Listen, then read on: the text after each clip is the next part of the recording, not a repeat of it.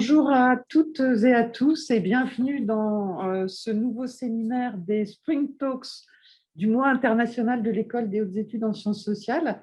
On a le plaisir d'accueillir aujourd'hui Juliette Rennes qui va nous faire une intervention. Juliette Rennes qui est sociologue et qui est maîtresse de conférences à l'École des hautes études en sciences sociales et qui est parmi ces différentes spécialités, spécialiste de la question de l'approche critique des catégories d'âge. Et elle va aujourd'hui nous présenter tout un travail qui est entamé, une réflexion qui est entamée et mise à l'épreuve des faits depuis un petit moment, mais qui est sans arrêt une réflexion dynamique autour de la conceptualisation des préjudices qui sont liés à l'âge en relation avec ceux qui sont liés au genre et au statut ethno-racial. Et elle va interroger dans cette conférence ce qui relève des analogies qu'on peut faire entre ces différents concepts, entre ces différents rapports sociaux, des analogies, mais aussi les dissemblances, et évidemment aborder la question de l'intersection de ces différents niveaux. Donc c'est un sujet qui est absolument passionnant, que Juliette va aborder aujourd'hui, sur lequel on a quand même pas beaucoup de choses, et que la question de est-ce que c'est l'âge comme rapport social ou non, c'est une question sociologique de première importance, et on va pouvoir bénéficier de son point de vue original sur la question, et je ne doute pas un seul instant que ça va susciter beaucoup de questions. Je suis moi-même Nathalie Bajos, je suis sociologue démographe et directrice d'études à l'INSERM et à l'École des hautes études. Et j'utilise les travaux de Juliette Rennes dans mes propres approches. Donc, je vais sans tarder lui donner la parole et vous inviter à poser vos questions sur le chat en cours d'intervention. Et puis ensuite, on fera une synthèse. Et pour celles et ceux qui le souhaitent, vous pouvez aussi intervenir directement en demandant la parole sur le chat, et on vous la donnera avec plaisir. Donc, sans plus attendre, Juliette Rennes, merci beaucoup de vous prêter à cet exercice du séminaire online. Merci beaucoup, Nathalie Bajos, d'avoir accepté ce rôle d'animatrice, modératrice, présentatrice. Et je remercie grandement l'équipe des relations internationales, Sabina Loriga, Caroline Chou, Paul Forien, Marianne Filieux, Joachim Pandieri et la DSI d'organiser ces événements, et j'espère que nous aurons des échanges intéressants à travers les différents pays dans lesquels vous vous connectez. Donc, le titre « Approche critique des catégories d'âge » que j'ai proposé pour cette intervention est en fait simplement le titre du séminaire général, enfin le titre général plutôt du séminaire que je donne depuis 2 ans à l'École des hautes études, et j'ai donné ce titre en attendant de savoir donc il y a quelques mois, ce que je vous proposerai pour cette séance, que je voulais, cette séance, n'être pas trop redondante avec ce que je traite, ce que j'ai traité dans le séminaire avec les étudiants qui le suivent à l'EHESS. Du coup, je me suis dit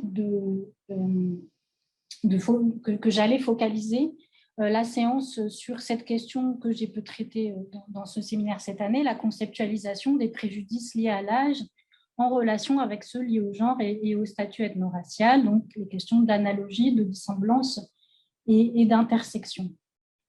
Pour situer cette enquête, cette présentation dans une enquête plus large que j'effectue, je préciserai donc que je travaille plus largement sur les différences de traitement liées à l'âge et leur contestation depuis les années 70 dans des arènes juridiques, militantes et artistiques.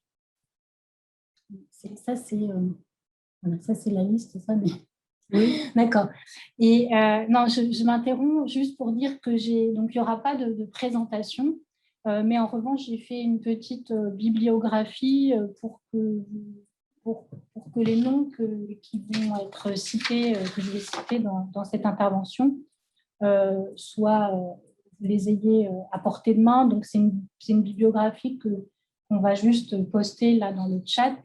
C'est une PDF d'une page, et du coup, ça vous aidera peut-être à faire le lien entre ma mauvaise prononciation des noms et l'orthographe de ces noms.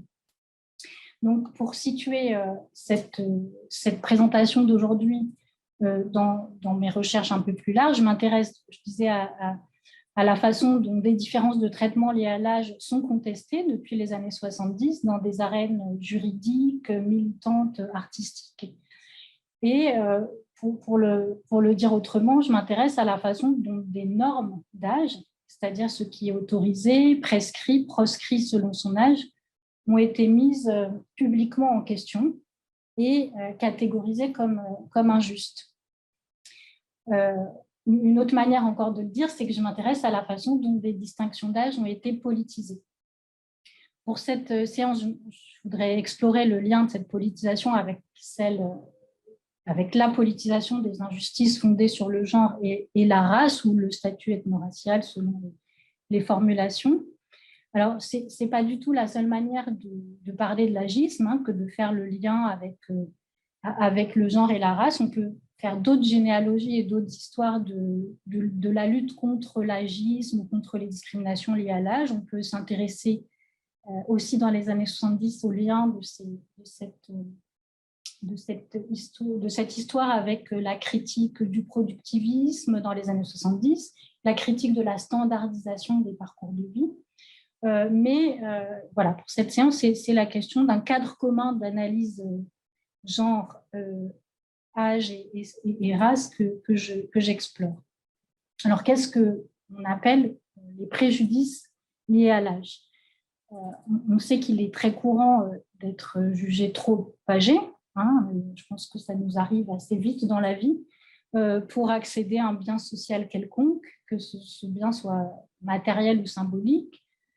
Cette exclusion, enfin le fait d'être jugé trop âgé peut reposer sur des seuils et des limites d'âge légal pour participer à une compétition sportive, candidater à une bourse, un prix, un métier, une formation, recevoir une aide sociale, avoir le droit d'être remboursé en cas de procréation médicalement assistée, etc.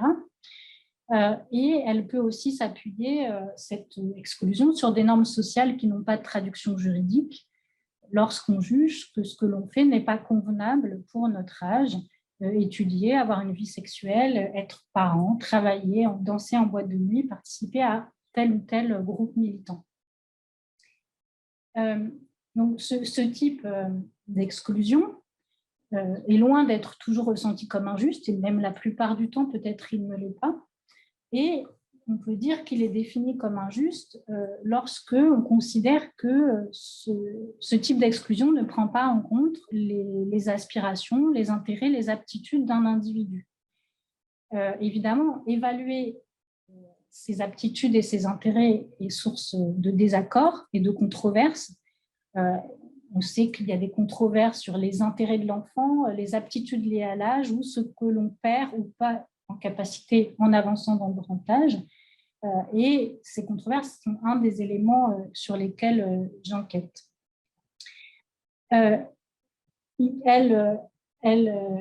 établissent aussi, ces controverses, dans les argumentations qui sont mobilisées, un lien récurrent, et donc c'est ce sur quoi je m'intéresse aujourd'hui, entre les capacités liées au genre, à la classe, les positions et discriminations liées à ces différentes variables et à l'appartenance ethno-raciale et l'âge. Donc la question de la comparaison, de l'analogie du cadre commun est récurrente aussi dans ces controverses sur les frontières d'âge, les barrières d'âge, les différences de traitement liées à l'âge.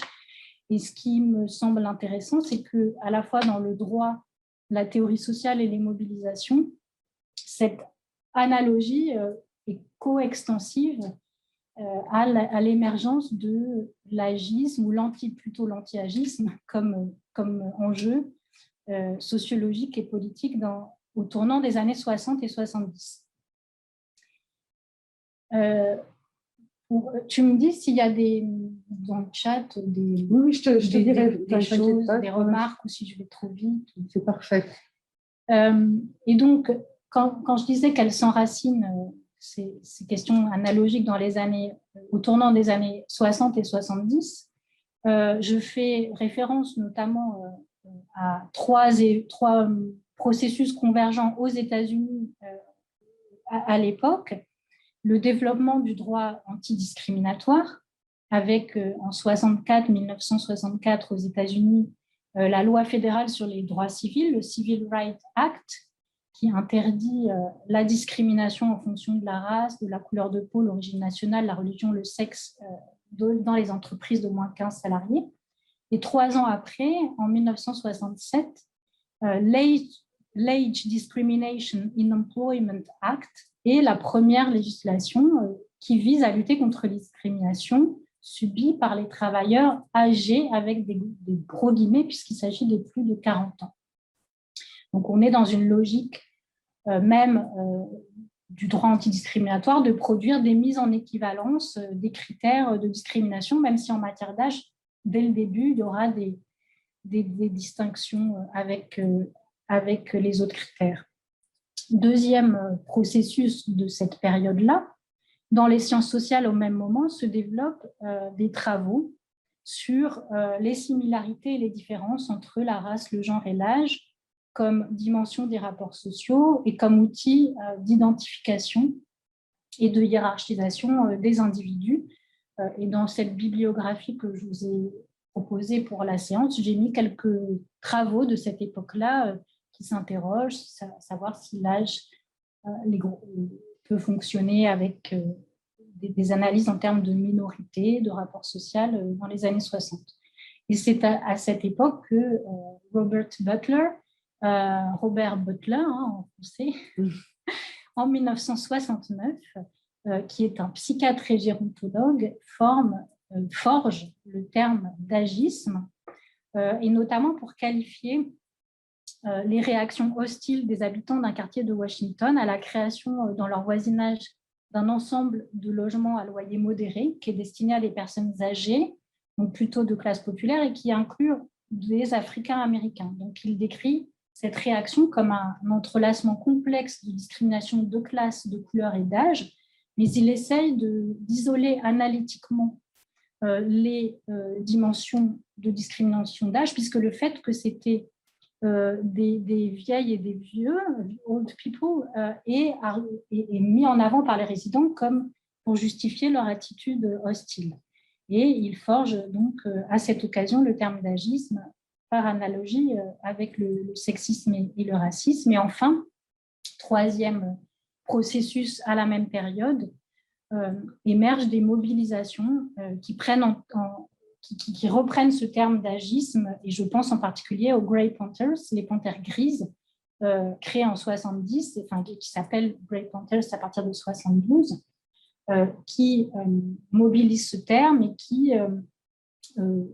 mènent toute une série d'actions documentant la maltraitance dans les maisons de retraite, les représentations négatives du vieillissement à la télévision, qui s'associe à un collectif africain-américain pour dénoncer les discriminations contre les Noirs âgés dans le système de santé, revendique une société plus accueillante pour tous les âges et une sécurité sociale universelle, entre autres. Donc, je ne vais pas m'attarder davantage sur cette configuration intellectuelle et politique. On pourrait aussi parler de la France. C'est un point que j'ai développé dans un papier sur pourquoi ces années 70 s'intéressent et se politisent sur ces questions de vieillissement. Ce que je vais proposer ici, c'est, comme je l'ai annoncé, de m'intéresser à ce cadre commun, à cette analogie, et je procéderai en 4 points. Premièrement, je propose alors, je ne sais pas si on peut mettre le plan, comme ça, les gens, si je m'y tiens, mais je proposerais donc de commencer par les ressources que constitue cette analogie pour la conceptualisation des catégorisations d'âge. Ensuite, les ressources que cette analogie constitue également pour penser la façon dont les individus essayent de résister aux préjudices liés à l'âge. Ensuite, un troisième point sur les limites de cette analogie pour penser qui sont les victimes et les bénéficiaires de l'agisme, c'est-à-dire pour penser l'agisme comme un rapport social. Et puis, quatrième point un peu conclusif, sur la nécessité de dépasser cette analogie pour penser la spécificité des préjudices liés à l'âge et puis la façon dont ils sont imbriqués dans d'autres dimensions des rapports sociaux. Alors, pour premier point, pour entrer dans le vif du sujet, je vous propose de partir de la définition qui est proposée par Robert Butler de l'agisme en 1975 et qu'on peut mettre aussi dans le chat. Donc en français, traduction libre, un processus, donc il définit l'agisme ainsi, un processus de stéréotypage et de discrimination systématique contre les personnes parce qu'elles sont vieilles, tout comme le racisme ou le sexisme le fait pour la couleur de peau ou le sexe. Les personnes sont catégorisées comme séniles, rigides dans leur pensée et leur manière, vieux jeux dans leur moralité et dans leur pratique. Alors, c'est une définition de 75 et je la propose comme point de départ, même si évidemment ça fait 40 ans, un peu plus, parce qu'elle a servi de référence et de matrice pour la formation de tout un tas de travaux ultérieurs. Un des éléments qui peut frapper parmi d'autres dans cette définition, c'est qu'elle est entièrement construite sur une analogie et donc elle ne se penche pas en tant que telle sur la spécificité de l'agisme. Mais comme le dit le sociologue Bill By the Way, dont le nom c'est dans la biblio, on peut considérer sous cet angle que cette définition est inachevée ou incomplète. Il commente une équivalence ne peut servir de base ou de seule base pour une définition. Alors il parle d'équivalence, moi je pense qu'on peut parler d'analogie, puisqu'il s'agit bien de comparer des rapports. En gros, ce que dit Butler, c'est que la relation des non-vieux aux vieux est analogue à celle des hommes aux femmes ou des blancs aux minorités ethno-raciales. C'est une relation de stéréotypage et de discrimination. En tout cas, donc, équivalence ou analogie, je propose tout d'abord de montrer ce qu'elle a permis, cette analogie, comme question de recherche pour penser les préjudices liés à l'âge. Donc, première remarque à cet égard, on sait, là c'est un petit mémo sur les travaux que ceux d'entre vous et celles d'entre vous qui sont sociologues, linguistes, psychologues connaissent bien la question des catégorisations. Donc, catégoriser une personne à partir de son genre, son statut ethno-racial, sa religion, sa nationalité, ou autre, en inférer que cette personne possède telle et telle caractéristique commune aux membres de cette catégorie est une opération tout à fait ordinaire pour s'orienter dans la vie sociale et n'est pas en elle-même associée nécessairement à des pratiques discriminatoires. C'est pareil en matière d'âge, si je dois interagir avec un enfant de 8 ans, je vais me dire, je vais supposer qu'il n'aime pas tel jeu, connaît pas tel épisode historique, qu'il a telle et telle capacité selon des propriétés que j'attribue à la catégorie enfant de 8 ans.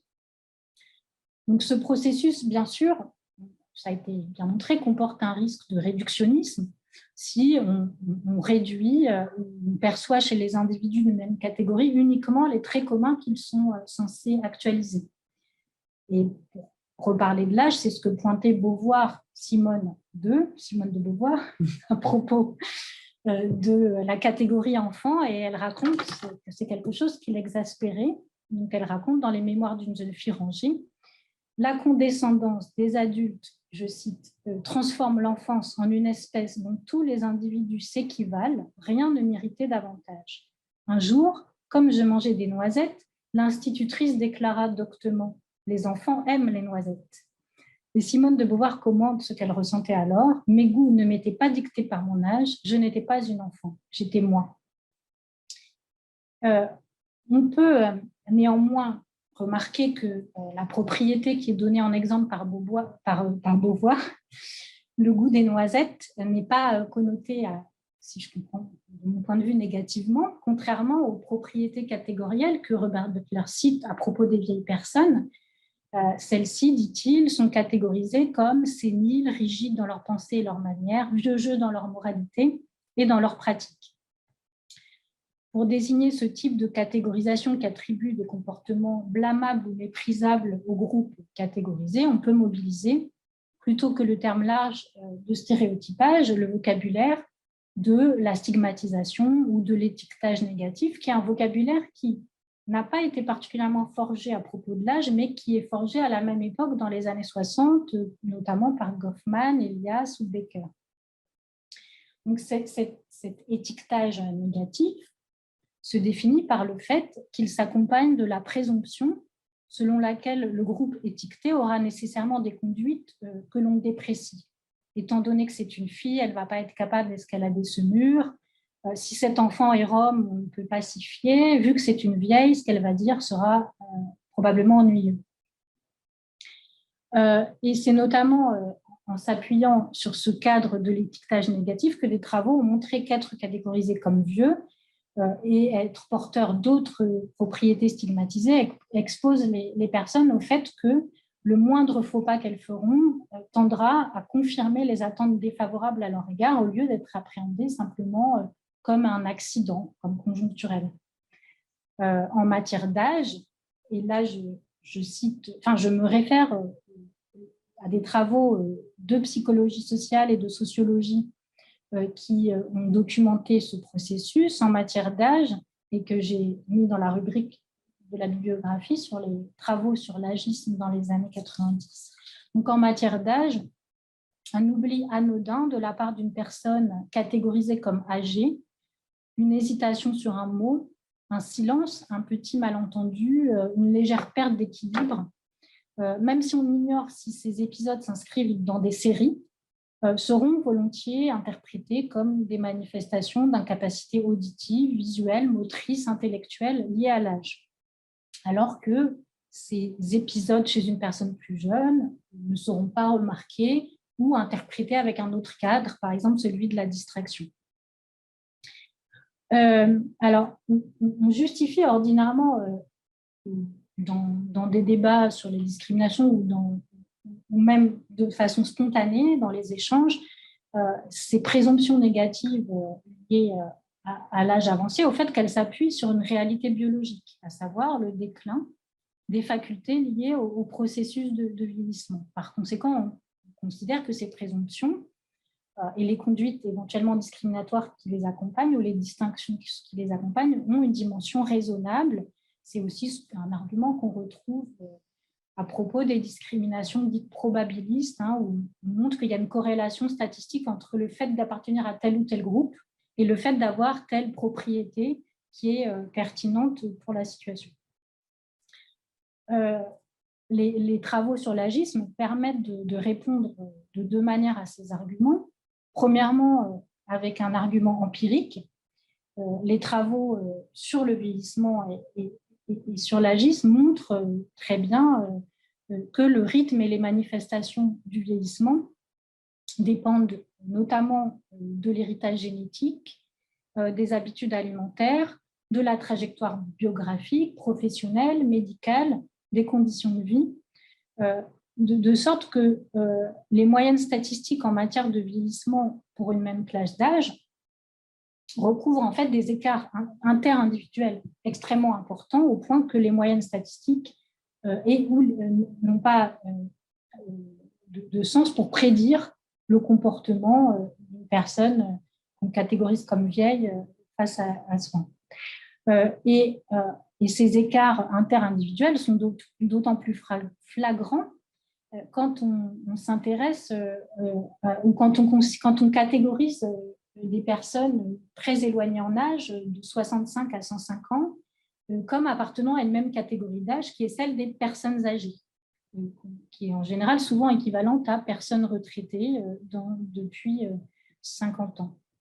Et donc, évidemment, attribuer des propriétés communes à ces personnes âgées en termes de capacité liée à l'âge, et alors qu'elles peuvent avoir 40 ans d'écart, est relativement peu fondé. Enfin, autre réponse empirique, les déclins possibles de capacité s'accompagnent de pratiques d'adaptation et de compensation chez les individus qui rendent en fait d'autant plus difficile à prédire ce dont les individus sont capables en fonction de leur âge.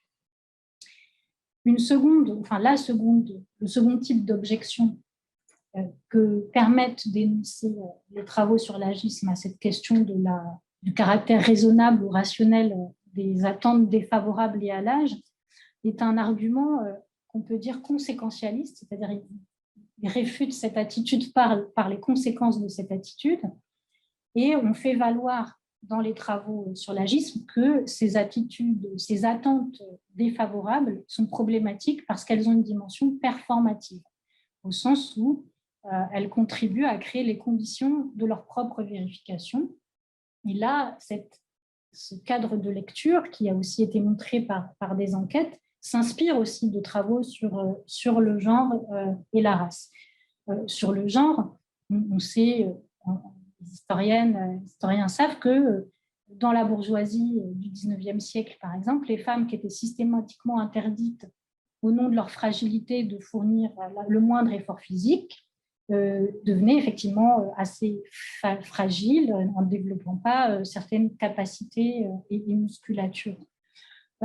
Et on sait aussi par des travaux d'histoire et d'anthropologie de l'enfance que lorsque on présume des incapacités chez les enfants et que cette présomption peut se traduire par des interdits, ils ne développent pas certaines capacités que dans d'autres sociétés, ils développent complètement, comme le montre aussi à l'échelle historique Pascal Garnier, ce dont les enfants sont capables, qui montre bien que les sociétés se définissent des capacités enfantines qui produisent des types d'enfance très différents.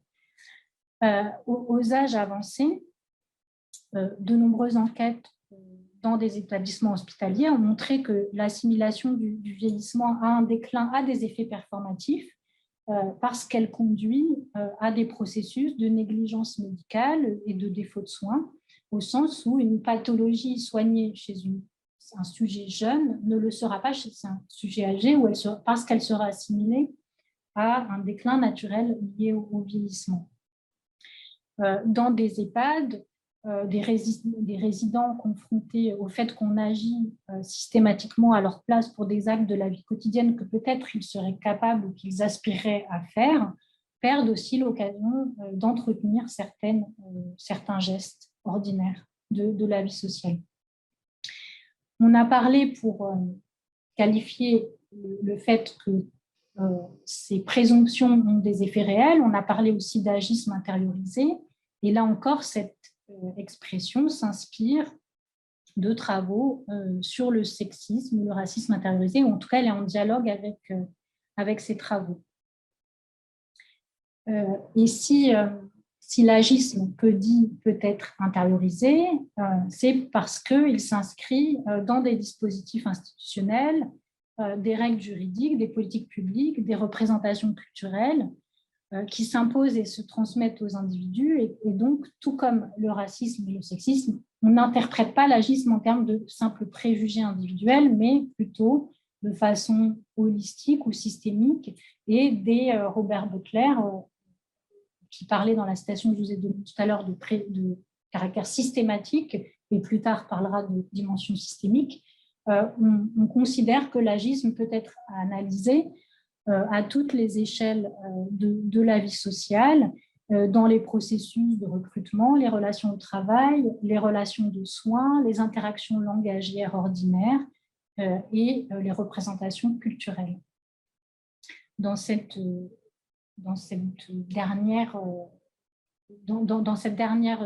dernier domaine, les représentations culturelles, il y a aussi beaucoup de questions de recherche sur les représentations de la vieillesse et du vieillissement qui ont été inspirées par des travaux sur les minorités ethno-raciales et les femmes, avec des travaux plutôt, pour certains, quantitatifs, qui montrent la sous-représentation des adultes âgés, plus âgés par rapport à leur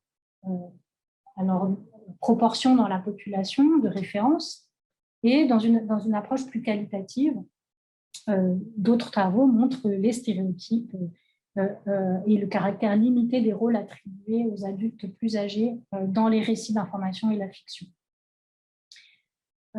Et évidemment, cette dimension des représentations n'est pas qu'une question d'environnement visuel, mais de métier concrètement pour les personnes qui travaillent dans les médias ou qui sont conduits à apparaître dans des films, etc., qui est le fait que leur carrière est entravée, et en particulier pour les femmes, lorsque ils ne peuvent plus, à partir d'un certain âge, trouver des emplois qui impliquent d'apparaître dans les médias ou sur scène.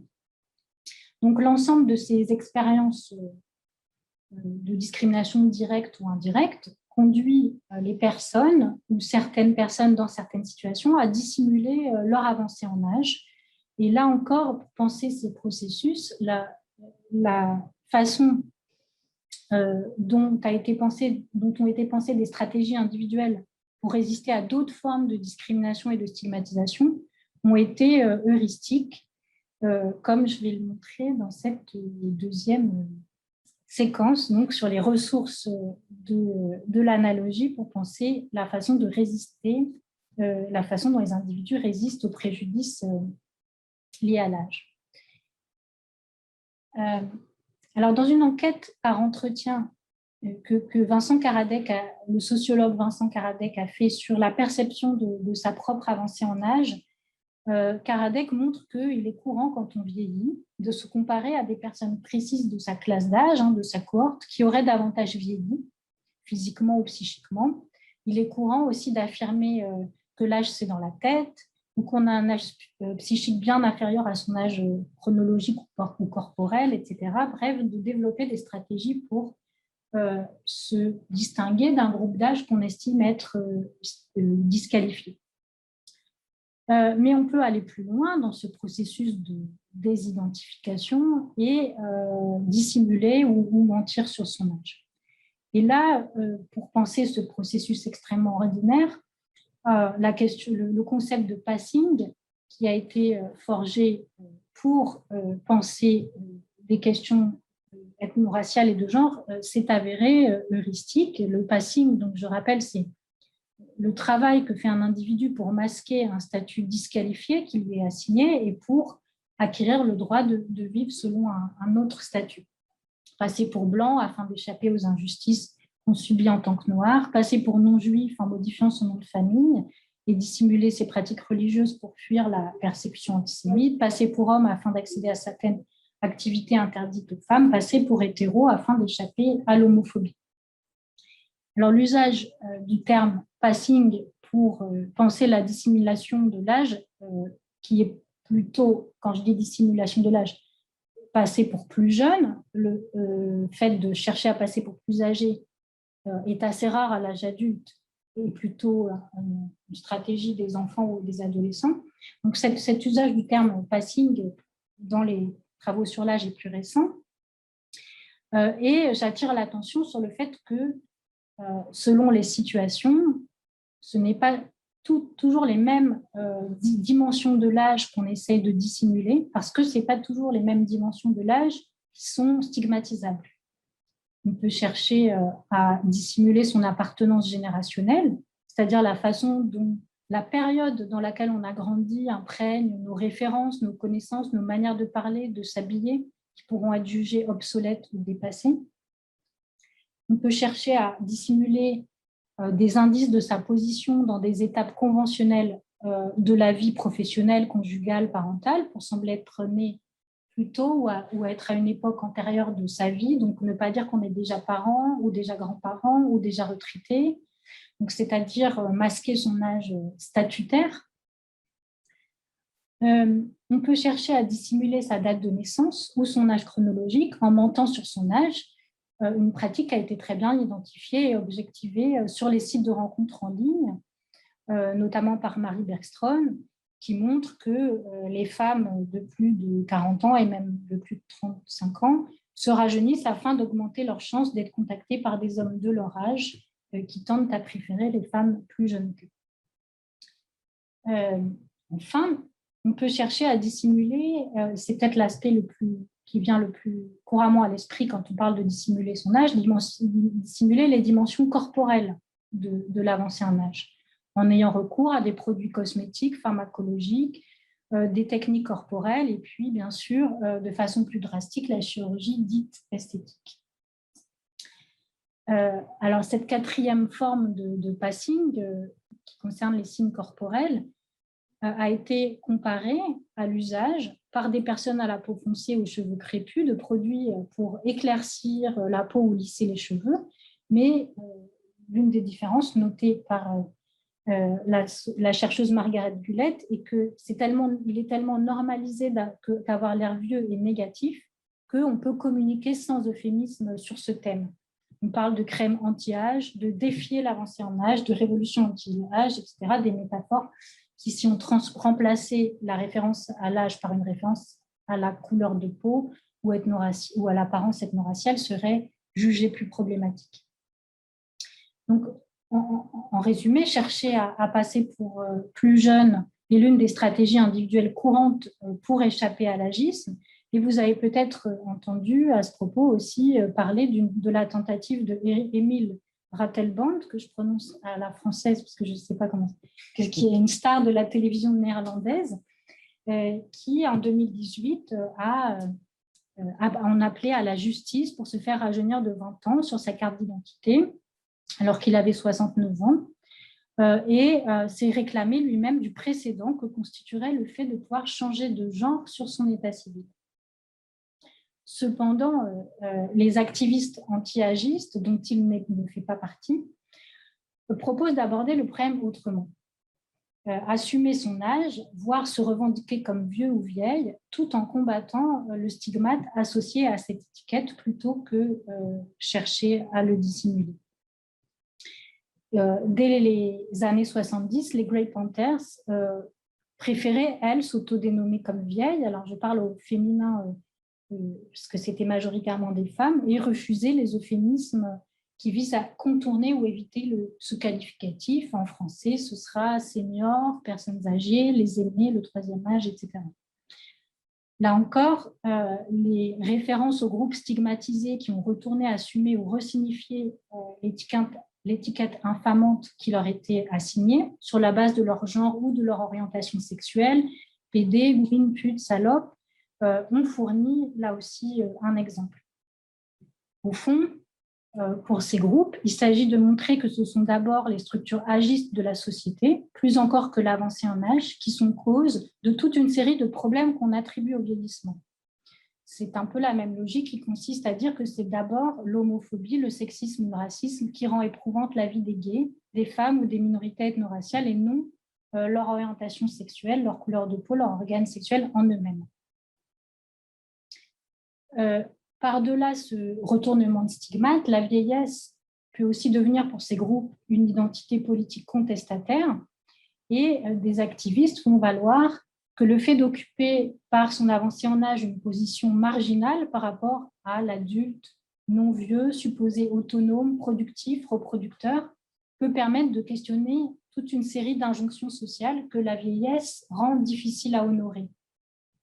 En gros, être du côté de l'obsolescence, selon la perception dominante de l'obsolescence des savoir-faire et des expériences, peut conduire à interroger la jonction perpétuelle à l'innovation. Être du côté de la lenteur, ne pas pouvoir suivre le rythme, permet d'interroger l'accélération continue des rythmes de vie qui caractérisent, selon Rosa notamment, la modernité tardive. Être du côté de la dépendance permet d'interroger le mythe de l'autonomie des adultes non vieux. Être considéré comme inactif, quand bien même on réalise un travail gratuit dans un cadre familial, associatif, peut conduire à interroger l'assimilation contemporaine entre activité et travail salarié. Être considéré comme étant du côté des indésirables parce qu'on est plus fertile pour une femme ou sexuellement moins performant pour les hommes peut interroger les normes genrées de la désirabilité sexuelle ou l'assimilation de la sexualité masculine à l'idée de puissance, comme le montre la métaphore de l'impuissance. Donc, cette façon de partir de la question de l'âge pour interroger plus largement toute une série de normes, parmi lesquelles donc, cette injonction à l'innovation, la performance, la productivité, n'est pas sans évoquer des approches féministes, notamment celle du CARE, qui articule critique de la virilité et reconnaissance de la vulnérabilité et de l'interdépendance comme propriété de toutes les relations sociales et pas seulement de certains types d'humains. Mais une différence notable, c'est que l'action féministe ou les penseuses féministes mènent cette critique politique à partir de la constitution d'un sujet politique qui est représenté comme occupant une position dominée dans des rapports de genre, qu'il s'agisse des femmes ou des minorités ethno-raciales. Or, la question du sujet politique des luttes anti-agistes est beaucoup plus difficile à déterminer. Est-ce que ce sont les vieilles et les vieux? Si oui, à quoi ce terme renvoie-t-il? Dans quelle mesure la conceptualisation des rapports de genre et de race, qui est elle-même forgée en partie à partir du modèle des rapports de classe, peut aider à penser la constitution d'un sujet politique des luttes anti-agistes. Donc, c'est mon troisième point de l'argument, les limites de l'analogie pour penser le sujet politique des luttes anti-agistes. Alors, un premier obstacle pour transposer un cadre matérialiste d'analyse des rapports sociaux, de genre, de classe, de race à la question de l'âge, tient à la difficulté auquel on est confronté quand on veut penser les victimes de l'agisme en termes de groupe social. Il y a trois principales spécificités de l'âge expliquent cette difficulté. Elles sont bien connues des sociologues qui travaillent sur les parcours de vie.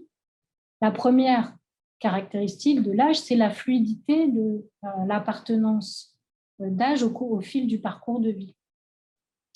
Alors qu'on occupe en général une position relativement stable dans les rapports de genre, de racisation ou de classe, à l'exception des trajectoires rares de mobilité sociale, de déclassement, de transition de genre, de passing et de race. En revanche, on passe nécessairement de la position d'adulte jeune à celle d'adulte vieux si on a la chance de rester vivant. Et donc, cette fluidité de l'appartenance d'âge au fil du parcours de vie limite évidemment la possibilité de développer une conscience d'âge comme on pourrait développer ou comme on développe une conscience de genre ou de classe. C'est ce que remarquait déjà en 1938 avec un certain humour le sociologue Maurice Alvax, qui se demandait mais comment une conscience collective naîtrait-elle dans un groupe qui perd d'une année à l'autre la totalité de ses membres pour en acquérir d'entièrement nouveaux. Deuxième élément, ce qu'on peut appeler la plasticité situationnelle de l'âge. Les positions d'âge n'évoluent pas seulement au fil de la trajectoire biographique, même au sein d'une période déterminée du temps de notre parcours de vie. Le fait de se sentir vieux ou vieille varie selon les situations et l'âge des personnes avec qui on interagit. Une femme de 60 ans peut être catégorisée démographiquement comme vieille au sens où elle est simplement plus âgée que l'âge médian et moyen de la population de référence, mais elle peut se sentir et être perçue à certains moments et à de nombreux moments comme jeune si elle exerce une activité qui requiert un type d'aptitude ou de savoir qui n'a pas diminué avec l'avancée en âge, ou encore si au moment où elle s'occupe de sa mère de 90 ans pour l'aider à se déplacer dans la rue. Dans la même journée, cette femme on peut voir se donner un coup de vieux par des adolescents pour qui elle appartient à la même catégorie d'âge que sa propre mère, celle des personnes âgées, qui sont toutes deux grand-mères, qui ont des références dépassées, qui ne sont pas sur Insta et encore moins sur TikTok. Donc, cette mobilité des assignations à un groupe d'âge et de la position d'âge ressentie n'a pas d'équivalent avec le genre, la race ou la classe, qui résiste bien davantage à la diversité des situations et des interactions. Troisième spécificité de l'âge, les différences de traitement liées à l'âge ne se matérialisent pas par des inégalités économiques au même titre que les différences de classe, de genre ou de racisation. Alors, bien sûr, être confronté à l'agisme peut se traduire par l'impossibilité d'accéder à un emploi, j'ai mentionné des exemples, par l'impossibilité d'être promu professionnellement, d'accéder à des prestations sociales. Ça peut aussi se traduire lorsqu'on est très âgé par le fait d'être victime de maltraitance financière de la part de descendants ou de professionnels, de se voir privé de sa pension de retraite, de son patrimoine, de son domicile. L'agisme a donc bien des éléments matériels qu'on peut objectiver, mais une personne qui subit des désavantages économiques parce que catégorisée comme vieille bénéficie néanmoins en général des ressources qu'elle a accumulées au cours de sa vie professionnelle. Et les inégalités de ressources dont on entend beaucoup parler entre personnes d'âge éloigné sont davantage liées à des effets de période et de génération qu'à des effets d'âge. C'est ce qui fait qu'une femme fortunée de 80 ans peut très bien être privilégiée sous l'angle de ses revenus par rapport à un homme jeune, tout en étant agisée, victime d'agisme, c'est-à-dire confrontée à des moqueries liées aux marqueurs de son avancée en âge et de son appartenance générationnelle, à des comportements paternalistes liés à ses défaillances supposées, à un déni de ses aspirations ou des formes de relégation dans des événements sociaux. Du coup, plutôt que de parler de rapport social au sens matérialiste, certains préfèrent parler d'agisme en termes d'oppression culturelle. C'est un terme, par exemple, que propose Richard Wagland, qui s'inspire de la philosophe Iris Young. Donc, pour ces différentes raisons, la mobilité des positions que l'on occupe dans les rapports d'âge au fil du parcours de vie et selon les situations, le caractère graduel de l'avancée en âge, la plasticité des frontières entre jeunesse et vieillesse qui limite la production d'une conscience d'âge, la difficulté à établir une corrélation systémique entre stigmatisation à l'âge, liée à l'âge et des avantages économiques. Pour toutes ces raisons, il est peu pertinent de transposer un cadre matérialiste d'analyse des rapports de classe, de genre et de racialisation aux relations d'âge. Pour le dire autrement, les emprunts aux travaux sur le sexe et la race sont heuristiques pour décrire les formes d'étiquetage négatif liées à l'âge, comme on l'a vu, et les biais par lesquels se produit l'exclusion des personnes jugées trop âgées de l'accès à toute une série de biens sociaux, mais ces emprunts sont moins pertinents ces emprunts sont aussi pertinents pour comprendre, je rappelle, les dissimulations, les stratégies de dissimulation ou de politisation de l'âge, mais elles sont moins pertinentes pour proposer des analogies avec les rapports sociaux de classe, de genre ou de race. Et couramment, ce qui arrive dans les travaux sur l'agisme, c'est qu'on ne distingue pas bien cette question de l'analyse des catégorisations, de l'étiquetage et celle des rapports sociaux. Et on ajoute souvent l'agisme dans la liste du triptyque genre-race-classe pour parler des rapports sociaux.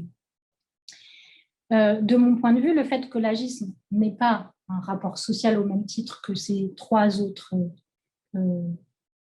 du triptyque n'est pas la marque que l'agisme serait un enjeu sociologique ou un front de lutte secondaire, mais nous invite, comme on le croit souvent, puisque la matrice qui sert de modèle ne permet pas d'analyser l'âge, c'est que l'âge n'est pas un vrai rapport social et donc n'est pas un enjeu sociologique pertinent, mais ça nous incite plutôt à sortir de cette analogie et à articuler ce que cette analogie permet et en même temps ce qu'elle ne permet pas. Alors, ça ne signifie pas pour autant que les rapports de genre, de classe et de race doivent être ignorés dans les travaux sur l'agisme, mais ils doivent plutôt être appréhendés dans une perspective non pas analogique, mais d'articulation, d'imbrication ou d'intersection. Et c'est la dernière et plus courte séquence de cette présentation. Alors, dans les travaux sur l'agisme, il est assez courant d'affirmer qu'on a toutes et tous intérêt à une société non agiste, puisqu'en fait, si on a la chance de ne pas mourir jeune, nous passerons par la case vieillesse. Et comme le proclame l'essayiste américaine Ashton Applewhite dans un manifeste, où elle détourne l'appel aux travailleurs énoncé dans le manifeste du Parti communiste de Marx, « People of all ages unite, we have nothing to lose but our prejudices ». peuple de tous les âges, unissez-vous, nous n'avons rien d'autre à perdre que nos préjugés.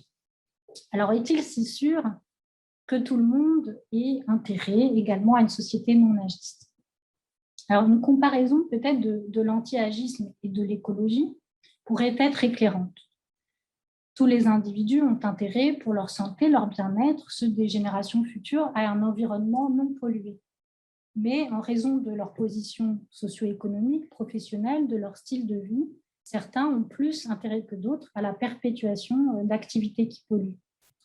De même, personne n'a intérêt à être infériorisé à raison de son âge, ni à se voir refuser ou rendu difficile en vieillissant l'accès à des biens sociaux auxquels il ou elle aspire, mais l'agisme est rentable et on peut objectiver cette rentabilité pour une multiplicité d'acteurs, des industries cosmétiques, pharmacologiques, médicales, de la publicité, des magazines féminins qui tirent un profit de la hantise, des signes du vieillissement corporel. L'agisme peut aussi être rentable pour des responsables d'entreprises qui visent à économiser le coût du travail dès lors qu'ils peuvent sous-payer une main-d'œuvre jeune par rapport à des salariés avec une longue ancienneté.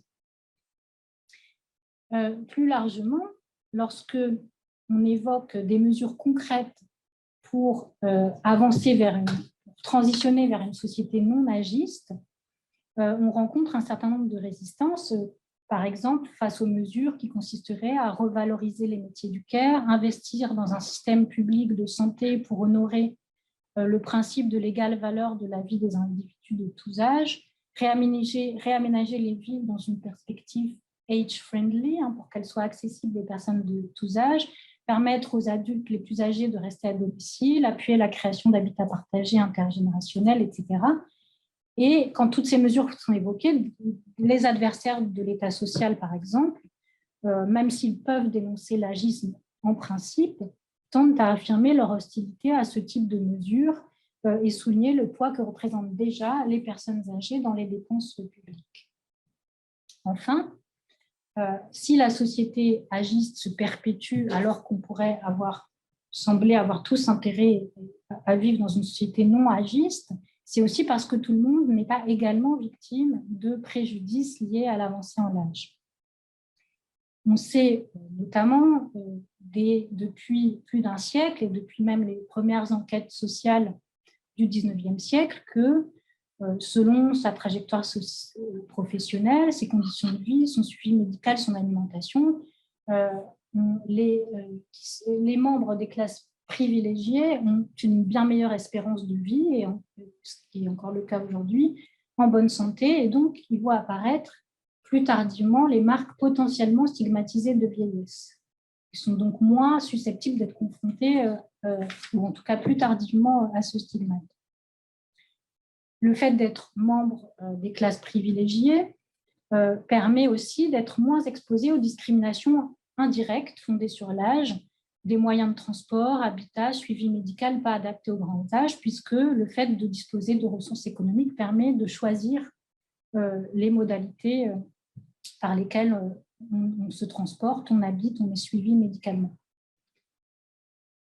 Autre exemple, plus on monte dans la hiérarchie sociale, plus on a de probabilité de détenir en avançant dans le grand âge un statut honorifique qui peut être procuré par une ancienne profession ou un ancien titre, président d'honneur, directeur honoraire, professeur émérite, membre de conseil d'administration, conseil de sage, académie.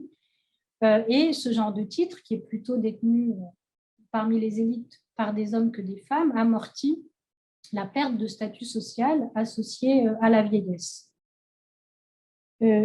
Quand on est un membre masculin des élites, on a aussi statistiquement plus de chances d'avoir rencontré moins d'obstacles en étant jeune pour accéder aux privilèges liés au passage à l'âge adulte, diplôme, statut professionnel, autonomie financière, logement, conjugalité, parentalité, alors que, comme on sait, les hommes de classe populaire et de surcroît, comme le montrent des enquêtes, s'ils sont descendants d'immigrés ou immigrés eux-mêmes, ont plus de probabilité d'être assignés de façon prolongée à une jeunesse sociale synonyme d'une absence de statut.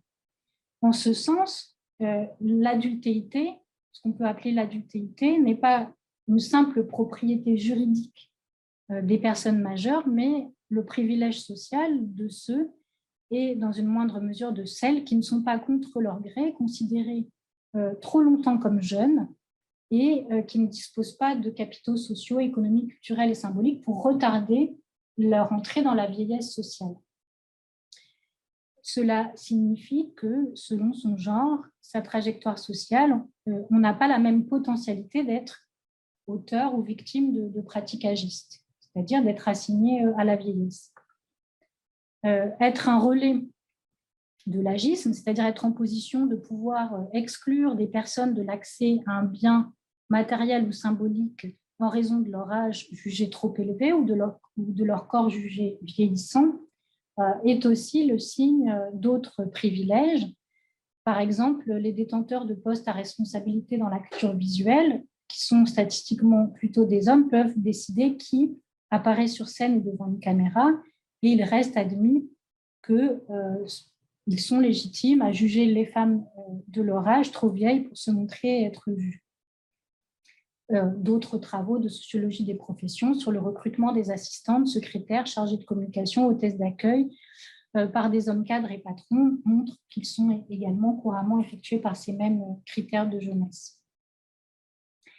La question également de la conjugalité, on sait qu'avec l'avancée en âge, les hommes sont plus nombreux dans les élites à être en couple avec des partenaires beaucoup plus jeunes, ce qui rend également moins visible leur perte d'autonomie potentielle, qui va être potentiellement atténuée par le travail de care de leur conjointe.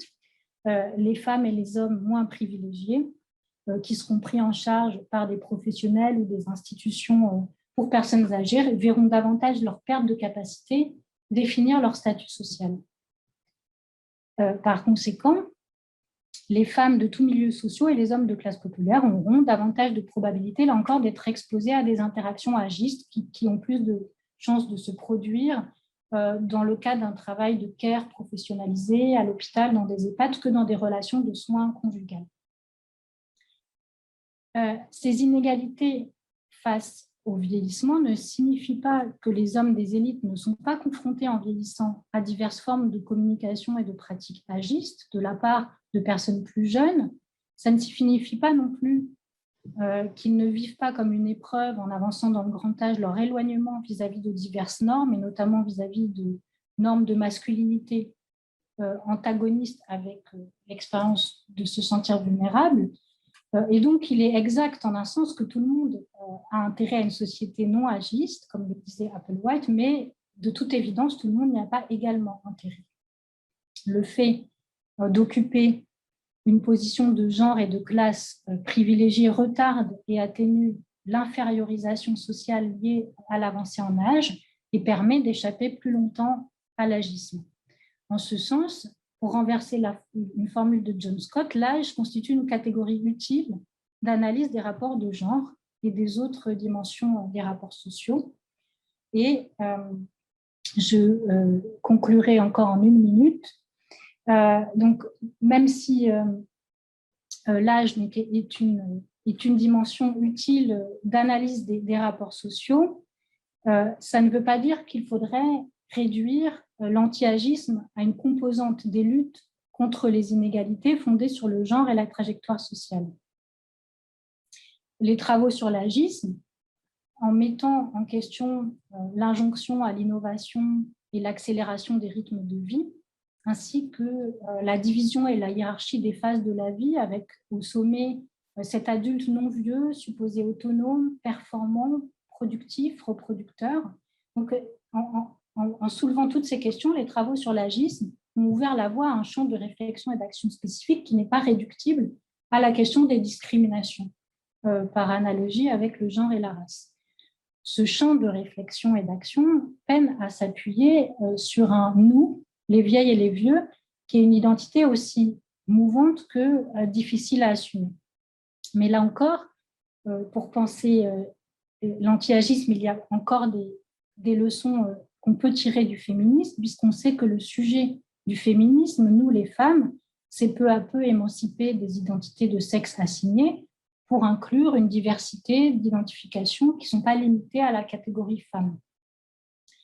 De ce point de vue, nos difficultés individuelles à nous identifier à telle ou telle catégorie d'âge ne constituent pas nécessairement un obstacle pour constituer un sujet politique des luttes contre l'agisme.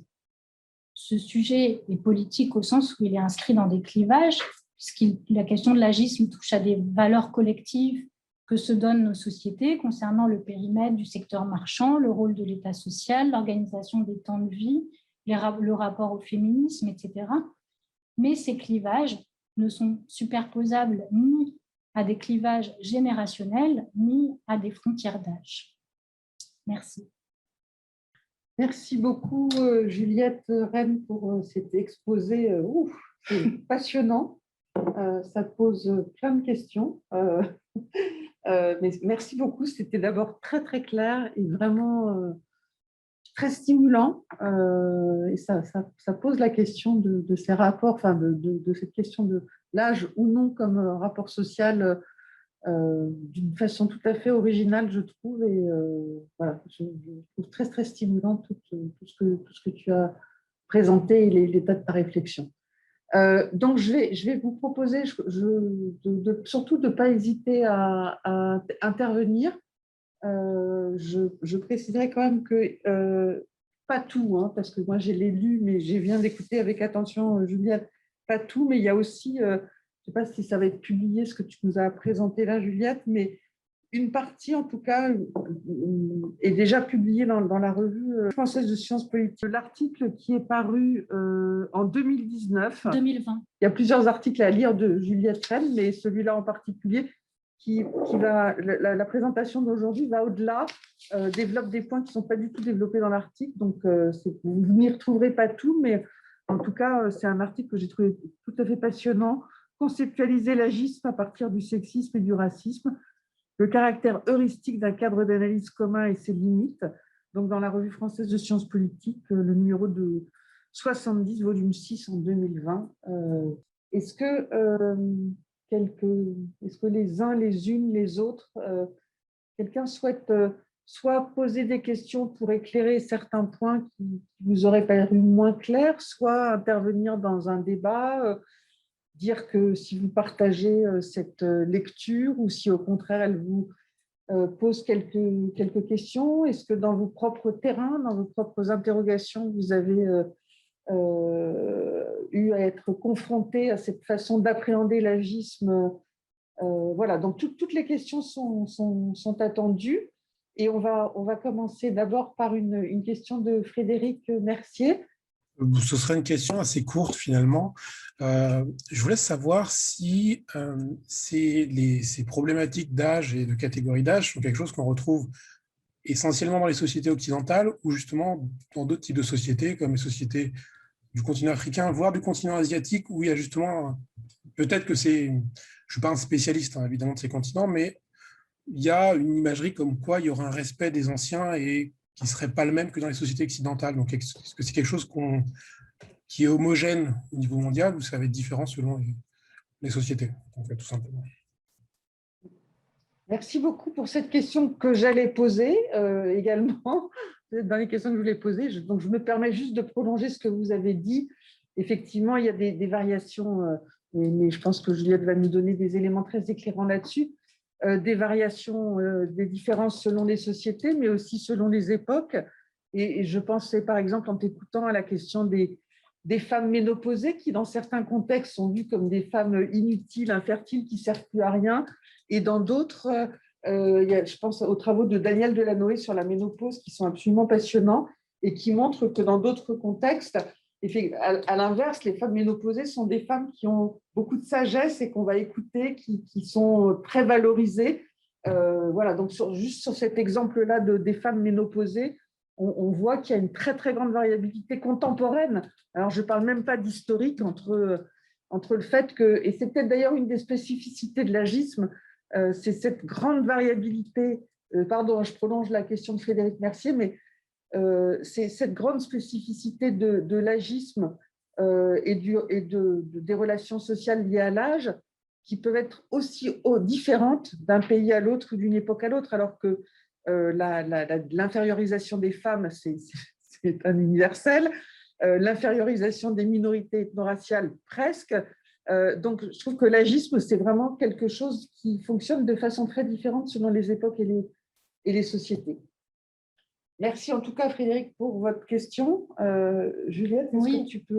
C'est une excellente question auquel on n'a pas, je trouve, encore de très bonnes réponses parce que on a tendance, dans les travaux, à historiciser la question de l'agisme, à la rendre, disons, concomitante de la première modernité des sociétés industrialisées qui valoriserait justement l'innovation perpétuelle, donc des sociétés très futurocentrées où la jeunesse, le progrès est une valeur. Donc en gros, à partir du tournant du 19e siècle, 19e siècle, il y a des enquêtes sur comment les travailleurs états-uniens sont catégorisés comme old et obsolètes au début, en vieillissant dès le début du XXe siècle, et comment ce discours de disqualification de l'âge se développe. Par opposition à une période antérieure où il y aurait une plus grande valeur attribuée au grand âge. Mais en fait, la comparaison transhistorique est très, très délicate du fait que la proportion de personnes âgées et ce qu'on appelle en fait les personnes âgées a tellement été un marqueur de transformation radicale du XXe siècle que, effectivement, dans des sociétés où peu de personnes atteignent un âge très élevé, on a tendance, et donc ça vaut aussi à l'époque contemporaine, on a tendance à attribuer plus de mérite aux personnes qui ont réussi à vivre longtemps lorsque cette longévité n'est pas attribuée, comme aujourd'hui dans les sociétés les plus industrialisées, à une simple manifestation des progrès médicaux. C'est-à-dire qu'aujourd'hui, on ne trouve pas que quelqu'un de 80 ans a un quelconque mérite. On commence à trouver ça à partir de 100, 105 ans, 110 ans, où là, il y a la prouesse de l'exceptionnalité. Mais et cette prouesse commençait plutôt avant, quand on avait à 70 ans échappé à tout un tas de morts possibles.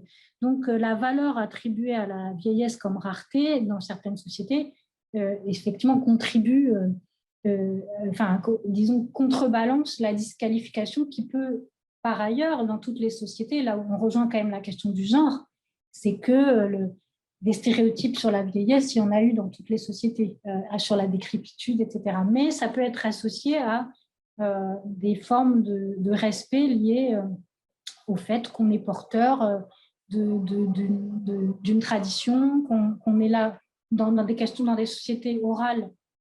Les vieux et les vieilles, c'est ceux qui transmettent des savoirs, et on peut quand même faire l'hypothèse que le lien entre agisme, en tout cas les formes contemporaines d'agisme, et le développement de la modernité, société écrite, centrée sur le futur et l'innovation, est quand même un lien pertinent du fait que, au fond, dans nos sociétés, on se demande à quoi ça sert de vieillir, c'est-à-dire pourquoi vieillit-on, alors qu'il y a d'autres sociétés où ce pourquoi obtient une réponse socialement plus organisée, plus ritualisée. Et donc, certains travaux, Michel Philibert, qui est un philosophe qui a écrit un des premiers livres sur la question de l'agisme, enfin, même s'il n'emploie pas ce terme, mais des différences de traitement liées à l'âge en France, c'est un livre en 68, on parle de sociétés où, au contraire, les adultes cherchent à se vieillir pour accéder à des privilèges liés à l'âge avancé, mais c'est plutôt marginal. Ok, merci beaucoup. Est-ce qu'il y a d'autres interventions, d'autres questions? Et en attendant que d'autres questions vous viennent à l'esprit, je voulais juste prolonger un peu par rapport à ce que tu viens de dire. Je trouvais que dans ce que tu disais, il y a effectivement, moi j'ai une formation de démographe, de sociologue démographe, et donc forcément la question de la transition démographique et des sociétés où il n'y a pas, à l'échelle de l'histoire humaine, c'est pas si vieux, où l'espérance de vie était à 25 ans. Effectivement, le fait d'être très âgé, c'était un exploit, alors que ça l'est beaucoup moins aujourd'hui. Donc, dans cette dimension historique, c'est évident que la transition démographique a un impact majeur.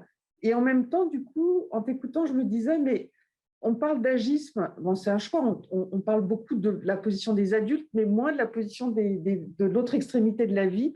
Et je pensais que cette révolution démographique, cette transition démographique, finalement, elle avait contribué avec cette baisse très importante de la natalité et de la mortalité. Enfin, bon, je ne vais pas refaire l'histoire de la transition démographique, mais du coup, le regard, et je pense aux travaux des démographes et des historiens, et en particulier évidemment à Ariès, le regard vis-à-vis de l'enfant, comme le regard vis-à-vis des personnes âgées, s'est profondément modifié. Et quand la mortalité infantile a chuté de manière drastique, le rapport à l'enfant et l'attachement à l'enfant s'est complètement bouleversé en même temps que les structures familiales ont évolué, qu'on est passé vers, en tout cas dans les sociétés industrielles, dans des familles de structures nucléaires.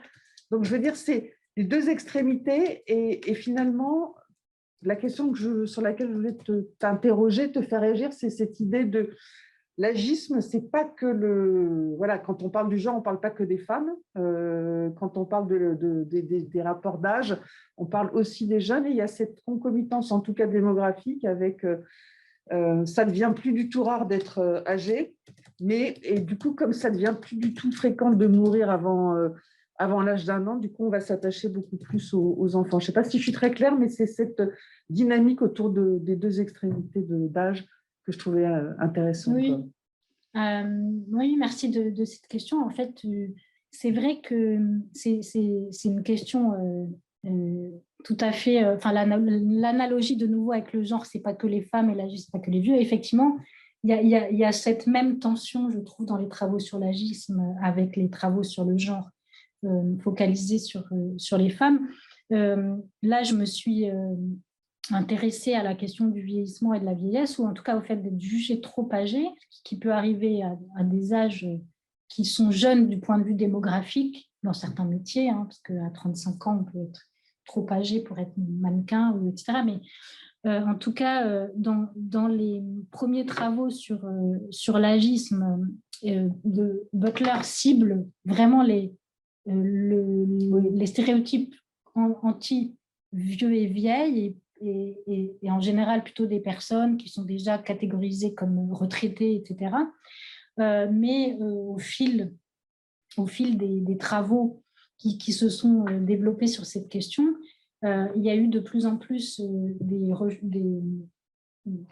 prises en compte de l'agisme envers les enfants, parce que si on définit l'agisme simplement comme une discrimination ou ségrégation liée à l'âge, ou moi, dans un article, je définis l'agisme comme le fait d'être jugé trop jeune ou trop vieux pour accéder à un bien social, matériel ou symbolique.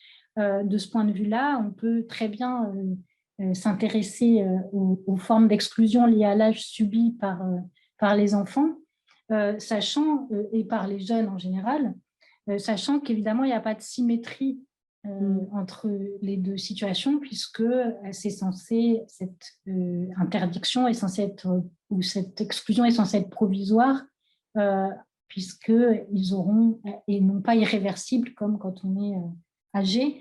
Et en tout cas, il y a un certain nombre de travaux sur l'enfance qui emploient ce terme d'agisme, mais de fait, quand on regarde la littérature et les mobilisations, en fait, les mobilisations sont des mobilisations de personnes jugées âgées et très peu d'enfants avec ce terme-là, en tout cas.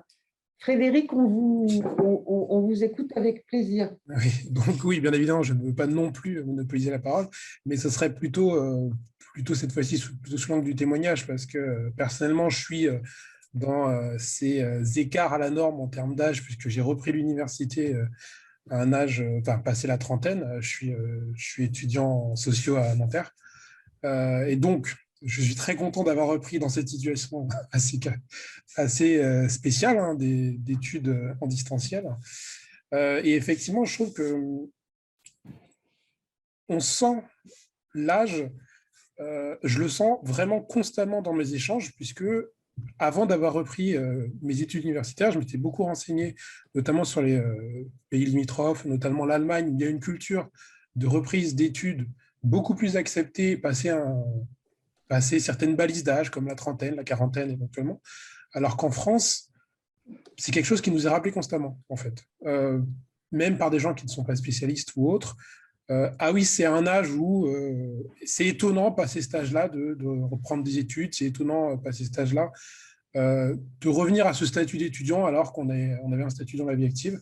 Donc, c'est plus un témoignage qu'autre chose, puisque en plus, je suis jeune parent, donc voilà, je suis vraiment un écart complet par rapport aux autres étudiants.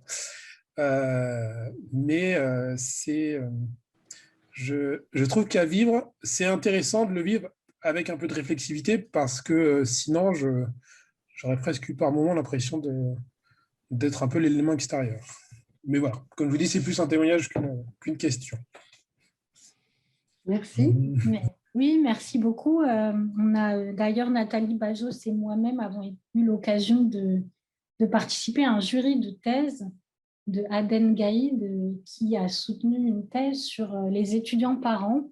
Et donc, cette position de marginalité, voire parfois de déviance par rapport aux normes d'âge et d'âge chronologique et statutaire du modèle de l'étudiant. Et elle faisait la même remarque que vous sur les différences nationales, en fait. Le fait que la France est particulièrement rigide dans sa conception des itinéraires biographiques et de la succession des étapes qui doivent se faire dans un certain ordre, les études, la décohabitation, puis la vie professionnelle et les enfants, et pas dans d'autres ordres, même si il y a des évolutions. Mais c'est un des éléments sur lesquels j'ai pas développé dans cette présentation, mais qui intéresse aussi les travaux sur l'agisme, c'est-à-dire le décalage entre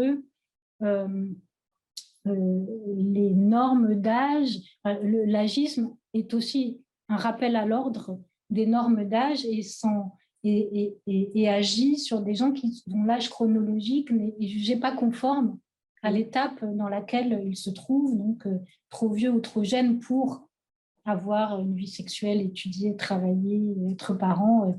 Et donc, c'est pas forcément sous des formes violentes que ça se rappelle quand on est étudiant plus âgé, mais c'est sur des formes d'étonnement face d'incompréhension ou face à ces petites infractions aux normes, petites ou grandes. Et on peut aussi les analyser dans les travaux sur l'agisme, au sens où ça se manifeste par des différences opérées et des exclusions. Il y a une autre question? J'ai beaucoup aimé, Juliette Rennes, votre réflexion sur l'analogie entre agisme, racisme, sexisme et classisme, etc. Et réflexion qui insistait sur à la fois l'utilité de cette analogie, mais aussi ses limites. Et en cela, je vous suis tout à fait. Là où j'étais moins sûre de vous suivre, cependant, c'est quand vous finissiez en concluant que il était difficile de considérer l'âge comme une forme de rapport social. Et je n'étais pas trop sûre de comprendre pourquoi, dans le fond, les limites de l'analogie, je n'étais pas certaine qu'elles justifient le fait que l'âge ne puisse pas être considéré comme une forme de rapport social, dans la mesure où on peut considérer l'âge comme un rapport social qui a des spécificités, effectivement, et donc un certain nombre de différences avec d'autres rapports sociaux. Mais pourquoi ça n'en serait pas un? Est-ce que je ne sais pas si j'étais claire ou... Non, peut-être c'est moi qui n'ai pas été assez explicite, mais c'est une bonne question. Peut-être que je vais me permettre, sauf s'il y en a d'autres. Vous voyez d'autres questions? Non. Moi, je vais me permettre de prolonger votre remarque parce que j'étais exactement sur la même longueur d'onde. Donc, comme ça va permettre à Juliette Rennes de revenir un peu parce que je ne suis pas… Moi, les questions que je me suis posées effectivement sur les limites de l'analogie, pourquoi finalement tu as insisté sur la fluidité dans les trois arguments que tu as donnés? Il y a la fluidité de l'âge au fil des parcours de vie en disant que c'était très difficile qu'une conscience d'âge puisse se développer de la même manière qu'une conscience de genre ou d'appartenance de classe, de race, parce que, et tu reprenais Maurice Halbach en disant, ben voilà, on passe sans arrêt, on va passer par toutes les étapes. Et moi, la question que ça m'a évoquée, c'est, mais finalement, d'abord, on peut avoir une conscience d'âge qui évolue avec le temps, on peut se sentir groupe de jeunes et puis groupe de personnes âgées après. Et surtout, j'ai envie de dire, les rapports sociaux, ils s'imposent aux personnes. Je veux dire, ils structurent une société indépendamment de la conscience que. On n'a pas besoin d'avoir une conscience féministe pour subir l'impact des rapports sociaux de genre dans la vie de tous les jours. Donc, c'est ce passage à conscience pour pouvoir dire que c'est un rapport social ou pas, alors que moi, je pense que le rapport social, il s'impose, voilà, donc indépendamment des consciences qu'on peut avoir. Et l'autre point, pour continuer, sur la plasticité situationnelle, que la perception d'être vieux, elle varie selon les situations, mais j'ai envie de dire, les rapports de genre et les rapports de race aussi varient complètement, peut-être moins, mais en tout cas, il y a une très grande variation. Je veux dire, le fait de se retrouver dans une soirée entre copains, l'appartenance de genre va être beaucoup moins, évidemment pas du tout la même que d'être le soir dans le métro à 1h du matin, ou le fait d'être noir dans un groupe d'étudiants, ça ne va pas être la même chose que d'être à la sortie de Saint-Nicolas du Chardonnay le dimanche matin. Enfin, ce que je trouvais, et je pense que c'est un peu dans le même sens de ce que disait notre collègue de Montréal, c'est finalement en quoi les limites que je comprends, hein, mais parce que pour moi, elles ne sont pas irréductibles au point de dire qu'on ne peut pas parler d'un rapport social d'âge. Et je trouve que sur le dernier point, la question de la matérialisation des inégalités économiques, tu donnais l'exemple de cette femme de 80 ans, mais juste après, on voit bien, et je trouve que pour moi, la démonstration, elle était éclatante, que penser le rapport social d'âge tout seul, ça n'a pas de sens. Si tu ne l'articules pas, tu ne l'intersectionnalises pas, tu ne le co-substantialises pas avec les autres rapports sociaux. Et quelque part, je me disais, mais de tout ce qu'elle dit, finalement, elle fait la démonstration que c'est bien un rapport social. Donc, je comprends. En fait, je n'ai pas du tout dit que ce n'est pas un rapport social. Alors, je recommence parce que je pense que je suis allée un peu vite dans cette partie parce que justement, je voyais l'heure qui était un peu... J'ai un peu condensé, mais je vous remercie toutes les deux de cette question et j'adore Montréal. J'ai fait une partie de ma thèse. Mais bref, donc en fait, oui, ce que je voulais dire, c'est l'âge ne partage pas les propriétés qui sont considérées comme communes à la définition du rapport social sexe, classe, race. C'est ça que je dis. On peut dire que là, en fait, ce terme de rapport social, il ne faut pas le fétichiser en disant ça l'est, ça l'est pas. En fait, je pensais, et peut-être j'aurais dû être plus explicite, par exemple aux définitions que propose Daniel Kergoat, ou d'autres en s'inspirant, en regardant ce que le genre et la classe et la race partagent en termes de rapport social, c'est-à-dire des relations asymétriques entre deux groupes stabilisés aux intérêts antagonistes.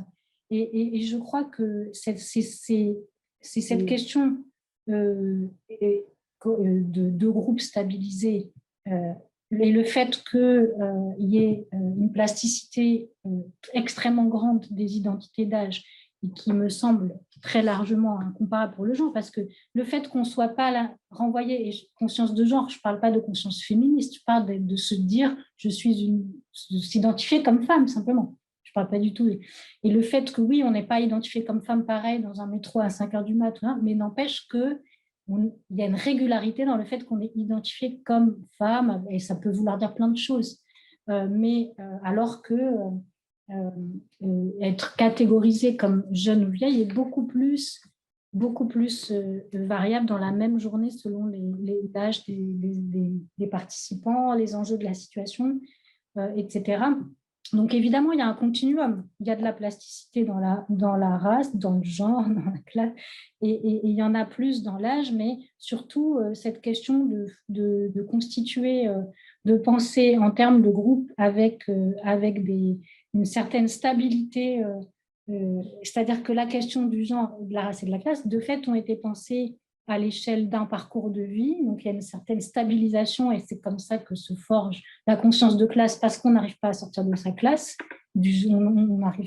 On peine à sortir de sa classe la plupart du temps. Donc, le fait qu'il y ait peu de mobilité sociale stabilise cette conscience et de fait que, évidemment, le rapport social et l'identité est assigné. Donc, on peut dire que peut-être à partir, quand on dépasse l'âge médian et moyen de la population, on est de plus en plus assigné à la vieillesse et donc on peut, par cette assignation, développer une forme de conscience d'appartenance ou en tout cas de conscience d'assignation qui peut ressembler à la question du genre ou de la classe, mais c'est ces différences que je voulais souligner, mais je suis évidemment d'accord de dire qu'il y a des dimensions de domination dans les relations fondées sur l'écart d'âge, qu'elles sont imbriquées dans d'autres relations de domination, de genre de classe, mais en tout cas, clairement, ce serait absurde de nier qu'il y ait des rapports de domination, il y en a dans le travail, à l'école, dans la famille, liés à la différence d'âge,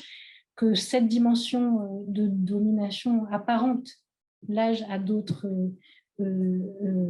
éléments des rapports sociaux, mais je voulais souligner que ce qui est dans la tradition sociologique, le cadre commun des propriétés attribuées au genre, à la classe et à la race, on ne peut pas le plaquer avec l'âge. C'est-à-dire qu'évidemment, il y a des différences internes entre genre, classe, âge, mais ce qu'on a identifié comme segment commun doit encore être repensé pour aller vers l'âge.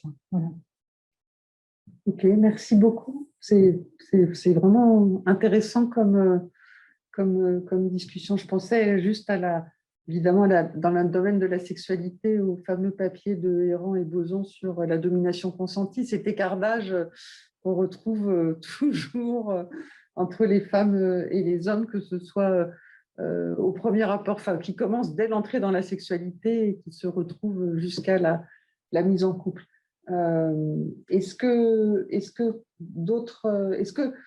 notre collègue de Montréal est, j'allais dire, satisfaite de la réponse? Est-ce que vous voulez, pardon, pour tourner les choses de manière plus élégante, est-ce que vous voulez poursuivre cette discussion avec Juliette Rennes sur l'âge, un rapport social comme les autres ou... Non, je pense que c'était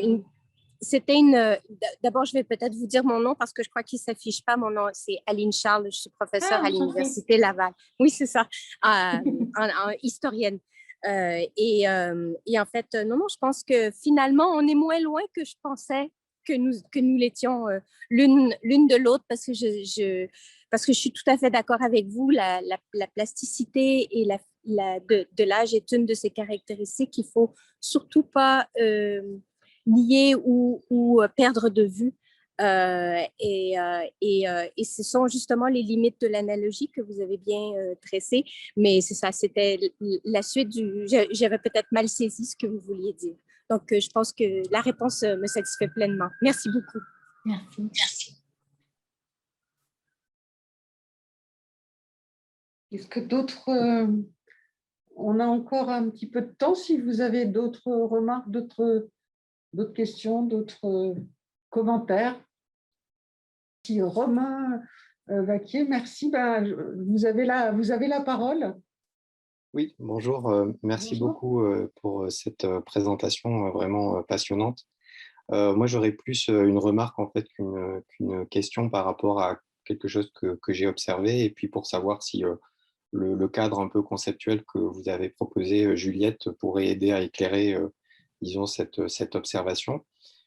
J'ai la chance de pouvoir observer et suivre une association qui regroupe des seniors LGBT, enfin en tout cas c'est comme ça que cette catégorie s'appelle. Et je suis assez frappé de voir que dans cette association, donc il y a une dimension à la fois de réparation vers les personnes, donc à travers des groupes de parole, etc. Et puis il y a toute une activité tournée vers l'extérieur de reconnaissance du groupe et de la catégorie vis-à-vis de l'opinion publique, vis-à-vis des décideurs, etc. Et ce qui m'a étonné aussi, c'est que j'aurais pu penser que les discours étaient uniquement tournés vers la catégorie senior LGBT. Et en fait, j'ai été assez étonné de voir qu'il y avait aussi toute une production de discours et de critiques, de déconstruction sur l'agisme et sur voilà, cette catégorie d'âge plus généralement. Et voilà, je me demandais si justement ces rapports sociaux, comme là en l'occurrence celui du sexe ou de l'orientation sexuelle, bah, ça m'a semblé être en fait une forme de fenêtre vers cette question de l'âge. Par exemple, sur le fait que bah, chez les gays en particulier, la discrimination sur les critères d'âge et notamment par exemple sur les applis de rencontres est extrêmement forte et peut-être plus marquée dans la société que dans la société. Et donc ça, j'ai l'impression que ça exacerbe en fait finalement un peu ces stéréotypes. Un peu aussi peut-être comme pour les femmes sur la question de la sexualité, pour les lesbiennes en l'occurrence. Donc voilà, je me demandais si votre cadre conceptuel, Juliette, et j'irai voir votre article, pouvait être intéressant pour comprendre ce type de phénomène. Voilà, comment est-ce que c'est une expérience de ces rapports sociaux marginaux pouvait éclairer plus largement ces questions autour de l'agisme et les stéréotypes qui les entourent. Merci beaucoup, Romain. Effectivement, je pense que c'est un super terrain que vous avez. Et c'est vrai que, je pense que vous le savez, vous le savez mieux que moi, mais c'est vrai que l'agisme, de même que les femmes en sont plus victimes de par l'injonction à l'apparence jeune qui pèse aussi bien dans les rapports professionnels que dans les rencontres conjugales et érotiques, a été aussi analysée comme étant prégnante dans les milieux gays. Il y a eu des enquêtes là-dessus et qui est liée aussi aux modalités de rencontres qui sont traditionnellement le produit de l'exclusion des gays, des modalités hégémoniques de rencontre par les réseaux sociaux, justement pas par les réseaux sociaux, par les réseaux sociaux au sens sociologique, le fait qu'on se rencontre sans se connaître avant et donc sur des critères qui sont des critères d'identité civile et d'apparence, d'âge chronologique, de date de naissance, c'est des rencontres rapides, exacerbent ces enjeux de ce poids de ces variables d'âge et d'apparence. Et d'autre part, il y a eu aussi des travaux sur l'articulation de l'hétérocentrisme de nos sociétés disons la façon dont l'hétérocentrisme de nos sociétés exacerbe l'exclusion des gays et des lesbiennes aux âges avancés, au sens où toutes les structures, par exemple, comme les maisons, comme les EHPAD, maisons de retraite, home, etc., présupposent des personnes hétérosexuelles qui ont eu un passé hétérosexuel, et donc la nécessité de sans arrêt devoir retourner au placard, ressortir du placard quand on est, par exemple, confronté à ces établissements de soins pour personnes âgées avec une trajectoire de vie gay ou lesbienne qui n'est même pas imaginée, surtout pour les générations, peut-être qu'elle l'est un peu plus. Et puis, il commence à y avoir des... Enfin, peut-être vous les connaissez, des maisons de retraite pour les personnes gays lesbiennes, mais il y a clairement ces enjeux d'articulation entre hétérocentrisme et invisibilité du vieillissement gay et lesbien. C'est des problématiques qui me semblent particulièrement riches. Je ne sais pas si c'était un des sens de votre question. Oui, non, c'était ça. Merci beaucoup. Et puis ce que j'avais derrière aussi, c'est que par exemple, je rebondis sur ce que vous disiez, Juliette, sur ces projets d'habitat partagés pour seniors LGBT. C'est que dans leur discours de justification, de légitimation, notamment pour acquérir un certain nombre de ressources pour s'installer, il y a tout un volet très critique sur justement les EHPAD, sur la proposition d'un modèle alternatif au vieillissement. Donc voilà, c'était un peu ça que j'avais derrière, c'était un peu la désingularisation en fait, du discours et la production d'un discours contre l'agisme plus large en fait, que celui de la catégorie. Donc en fait, la capacité à, un peu comme Goffman disait, à théoriser un peu son propre stigmate, mais aussi à reverser un petit peu ces éléments-là au débat critique et au débat public en fait, sur la question de l'agisme de manière plus large. Et merci. Vous pouvez toujours intervenir et poser des questions à Juliette Rennes en lui adressant des emails. Son adresse, c'est juliette.rennes@ehess.fr. Si cette discussion vous évoque dans les jours qui viennent des questions, voilà, ce sera toujours intéressant de continuer à échanger, n'est-ce pas?